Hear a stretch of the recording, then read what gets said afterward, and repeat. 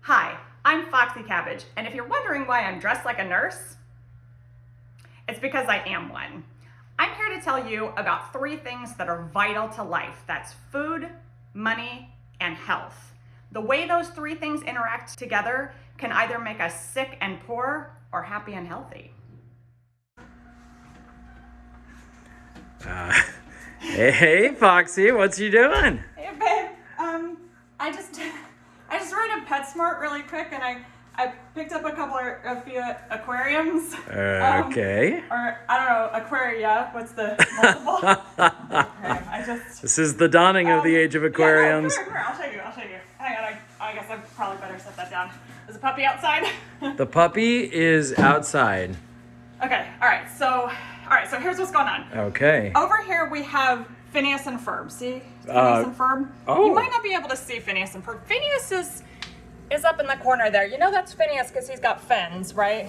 And then Beautiful fins. Ferb is a nerite snail. He's over here in this corner. So what's going here is we got this aquaponic Betta tank off Amazon like years ago. And I decided to resurrect it, right? Because it's been sitting around empty in the garage since the previous resident passed on from this life. And so I decided I was going to refill it up again and get a new Betta going in there and, plant some sprouts. Did you see my sprouts?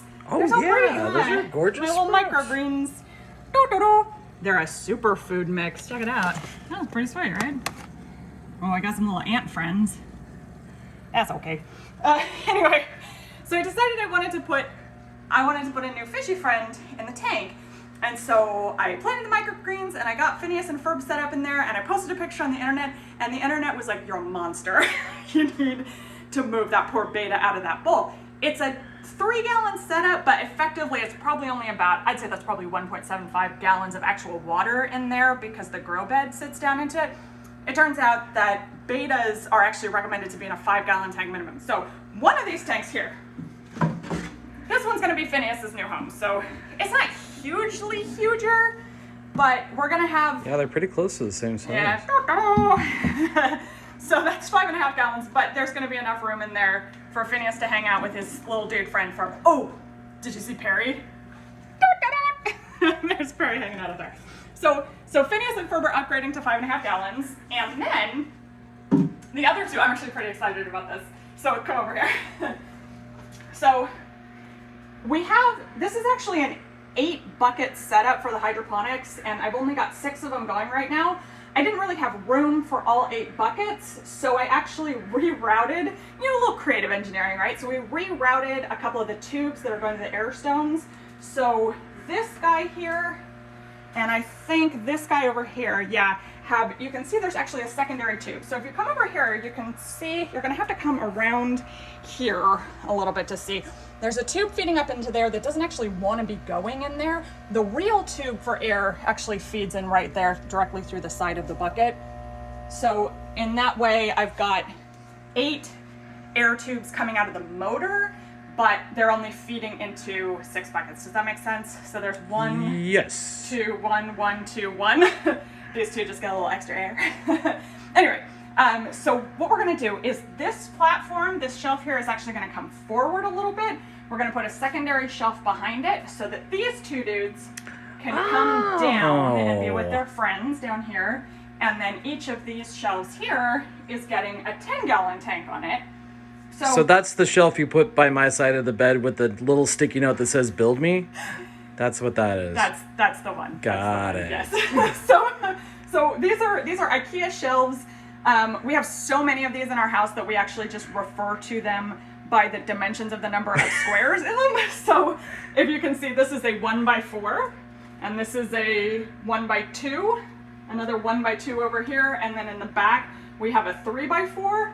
So there's one more 1x2 that's going to go on its side right here behind here, so that we can put those 2 buckets down on there, which is going to free up these 2 shelves. And then those 2 shelves are getting aquariums. I don't know. One of them is going to be for spirulina, which I heard spirulina and I was like, isn't that semolina? Is it a kind of wheat? No, that's not right. isn't it? I don't know. I had like a grain. I thought it was going to be a grain. So then I got on the internet and was like, edible algae. And it was like, spirulina. People pay a lot of money to eat it as a supplement, but actually it grows really fast and is super nutritious and has lots of protein in it.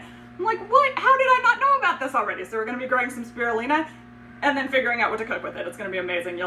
I'm really pumped about working with the spirulina. It's something that got sort of whirring around, spinning around in my mind, because here where we live near Tampa Bay, sometimes we get the blooms of red tide where they've got the algae all throughout the bay and it kills the fish and it's horrible. Why do I want to grow algae at home if algae's out there killing the fish?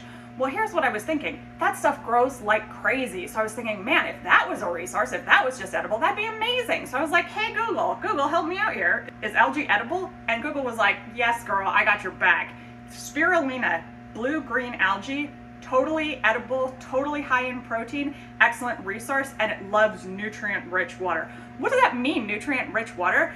That means it likes waste. It wants to live on waste. It wants us to give it our compost tea. It wants to drink and eat the waste from the food that we're getting rid of in our kitchen anyway, right?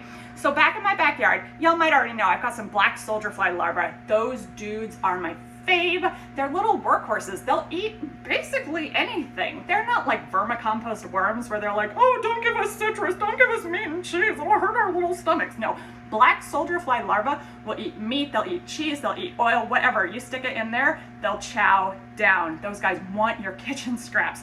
So my idea, right, is why don't we take that frass, right? Why don't we take that frass, those droppings from the black soldier fly larvae, take that, make a tea out of it, and use it to feed our hydroponics, use it to feed our spirulina, turn that right back into nutrients for people.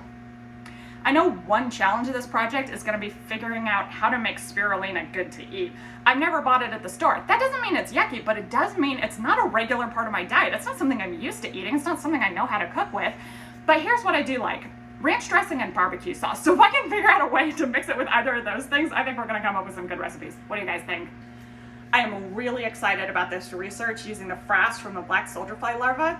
I don't know if I've mentioned this to you guys before, but those black soldier fly larvae are actually incredible little dudes, and they make great treats for our backyard quail. They're also awesome for laying hens.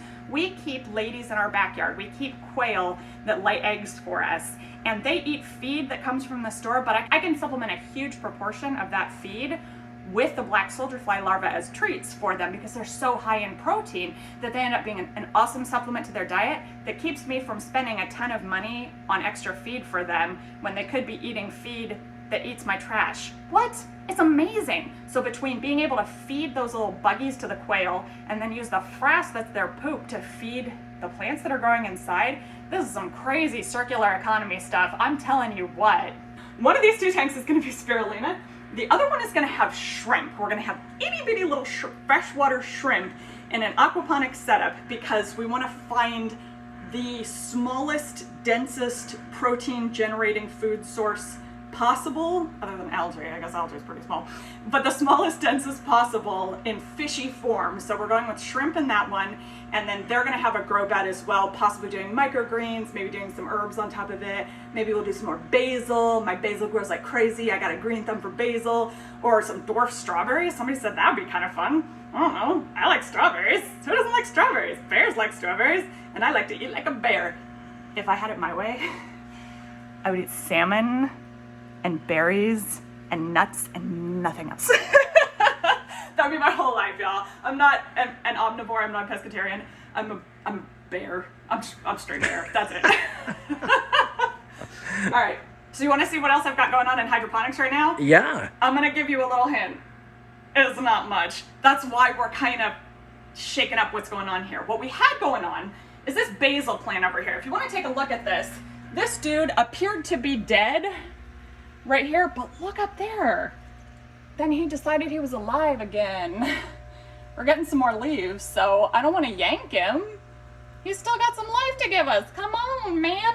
This one's fun because I don't actually harvest him. He just tells me when he's done with his leaves by letting them fall, and then I just pick him up right here, and I just pop him in the mason jar that just sits right there. Oh man, you're missing out. You can't smell that, but it's heavenly. So basil is still alive. This is a cabbage plant. This is actually 2 cabbage plants. And over here we've got 2 broccoli plants. And you might notice that this doesn't look like broccoli and that doesn't look like cabbage. And that's because you really shouldn't put 2 plants in one bucket. I didn't know. I'm throwing spaghetti at the wall to see what sticks, right? Some of what I have been doing has been influenced by scientific research and journal articles, and some of it has been influenced by, well, wouldn't 2 broccoli plants be better than 1 broccoli plant? And apparently no, because then you get 0 broccoli. So this is how we learn, right? This is experimentation and redesign. We plan, oh, there it is. PDSA, plan, do, study, adjust. I think it's actually plan, do, study, act, but you know, do and act are the same thing. So plan, do, study, adjust. That's what we do in healthcare. We figure out what's working, we make adjustments based on that, and then our second trial and our third trial and our fourth trial are exponentially better than the ones before. That's right. So I got 0 broccoli this time. Next time I'm gonna get 1 broccoli, and I cannot even tell you. You know, 2 broccoli is more than 1, sure, but 1 broccoli is way more than 0 broccoli, right? So that's what we've got going right now. We've got cabbage that needs to get ripped out. We got broccoli that needs to get ripped out. We got basil that's, you know, been given a temporary additional lease on life. We've got this, these 2 are basically empty. This sweet pea has been pulled, it reached the end of its useful life. This sweet pea has got just a tiny little bit, maybe it's gonna give me a couple of more pods, but maybe it's done. And same thing with the one back here. So that's one's gonna get pulled in a second too. So I'm gonna have 4 empty buckets that are gonna get replanted. But in the meantime, I wanna show you guys this intrepid tomato. This is my tomato plant, which you would think would be right here, right? But no, it's not. It came over here. Is it over here? Yeah, it's a little bit there. And also it's here. It's made its way through the sweet peas and all the way up, and it's actually clipped to the basil. So those of you who are gardeners might have noticed when I was showing off my basil that it's got a little friend there clipped on the side, and it's actually, my poor little tomato plant is actually fruiting. Check it out. What? We're gonna get a couple of tomatoes yet. That tomato plant figured out where the sun was. He's like, I'm done with that grow light. I'm going over here to where the sun is. So we're gonna give him a little bit more time to let those fruits ripen, and then he's coming out too, and we're gonna be putting some new stuff in the buckets. That's gonna be fun. Stay tuned for that. Just a couple of things that are still alive here in addition to what's in the buckets. I've got some stuff going up here. So up here, this is our vanilla orchid. I'm pretty excited. There's some fun stuff coming down from there though, but I think he might want to have a little cage growing up from there to give him some stability, because he just wants to come down here and hang out with his little friends who've got big tomato cages. Back here we've got some green onions, bunching onions, that are regrowing from scraps from the store. We have a dying or possibly dead rosemary. That one might be headed for compost. And then the arrow garden, or actually it's a hope garden, but that's an arrow garden, you know what I'm talking about. This guy is totally empty and he wants to be replanted. What is gonna go up there? I don't know. Probably some herbs, maybe some starts for things that are gonna end up in the buckets. I think it's gonna be a good day. What do you think? What do you think, Baked Potato? Absolutely. You're gonna eat all of this? I'm gonna try. What about, you gonna eat my spirulina and my dwarf shrimp? My dwarf freshwater shrimp? If we got some good cocktail sauce or something to go with it, probably, yeah. I'll just throw them in a cocktail. Sure. My auntie makes Bloody Marys like you would not believe. She made one time in a mason jar with a Cornish game hen stuck on top. That's a decoration, you know. That's her speed. I'm not quite that far, but I could definitely make some Bloody Marys and throw some tiny shrimp on top. What do you think about that? Do it. Or some virgin ones for the kiddos, yeah. Pictures or it didn't happen. Yeah, picture it didn't happen. That's virgin Bloody Mary is a V8, right? That's right. I think so, yeah. All right, that sounds delicious. Clamato. I think I've got Clamato juice. Oh.